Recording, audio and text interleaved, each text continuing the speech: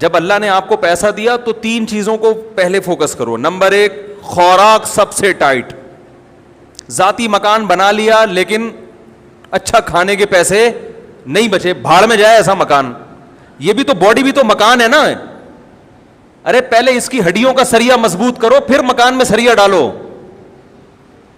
دودھ پینے کے پیسے نہیں ہے کمبخت کے پاس ہے بھائی, کیلشیم ہڈیوں ادھر کم ہو رہا ہے, فخر اس پہ کر رہا ہے میں نے ذاتی مکان بنایا, یہ مکان میرا ہے. ابے تو نے اتنی قسطوں پہ مکان لیا اور اتنی انویسٹمنٹ تم نے تھوپ دی اس کے اوپر, تم نے پوری زندگی تم جو کرنے کی جو اہم اس سے زیادہ چیزیں تھی, یہ تو بھائی چھت تو کرائے کے گھر پہ بھی ہو جاتی ہے نا, وہی چھت ہوتی ہے, وہی پنکھا ہوتا ہے. لوگ کہتے ہیں مالک مکان نکال دے گا, تو نکال کے روڈ پہ تھوڑی کہیں اور چلے جاؤ. میں نے تو لاکھوں میں کوئی ایک کرایہ دار ہوتا ہے جو بیچارہ روڈ پہ آتا ہے, بلکہ کرایہ دار کو روڈ پہ لانا آسان نہیں ہے, وہ کمبخت نکلے گا کہاں. کرایہ دار کو گھر سے نکالنا پولیس نہیں نکال سکتی, قوانین کچھ ایسے بنے ہوئے ہیں. تو سب سے پہلے فوکس کرنا ہے کس کو؟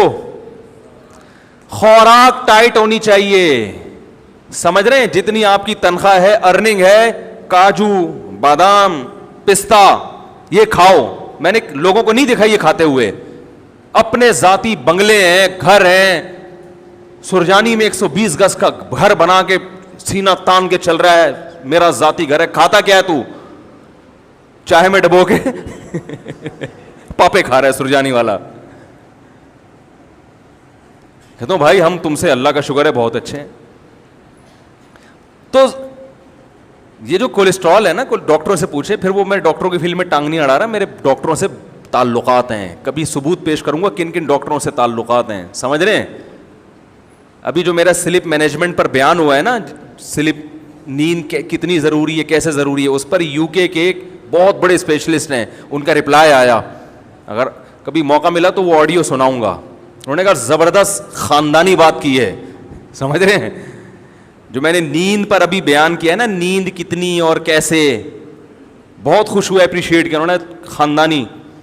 تو اتنے بیوقوف نہیں ہیں جتنے لوگ سمجھتے ہیں بھائی. تو یہ جو کولیسٹرول ہے, بادام کاجو پستہ, ان چیزوں سے جو ہمیں چکنائی حاصل ہوتی ہے, یہ نقصان نہیں دیتی. یعنی میں تو یہ نہیں کہہ رہا کہ نقصان نہیں دیتی, بلکہ کم نقصان دیتی ہے.